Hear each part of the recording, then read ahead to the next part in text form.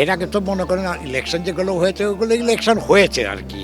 এখন মনে হচ্ছে যে আমরা ভোট দিতে পারবো বা দিতে যাবো।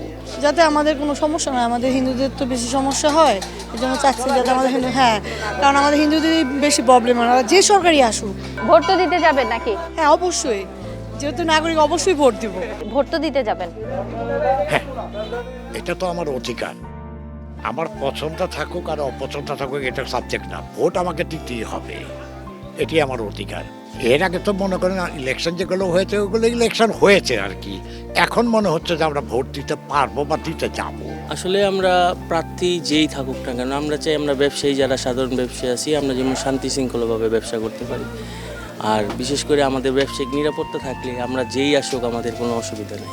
আমাদের চাওয়াটা আসলে আমরা তো হিন্দু সম্প্রদায়ের মানুষ, আমরা চাই যাতে আমরা হিন্দুরা শান্তি মতো বসবাস করতে পারি।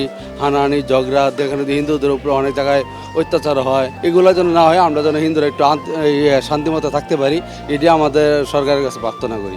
আমার স্টুডেন্ট হিসেবে চাওয়া একটাই যে শিক্ষার মানটা যেন বাড়ে, ভালো হয়, আর যে যেরকম পরিশ্রম করবে সে যেন সেরকম রেজাল্ট পায়।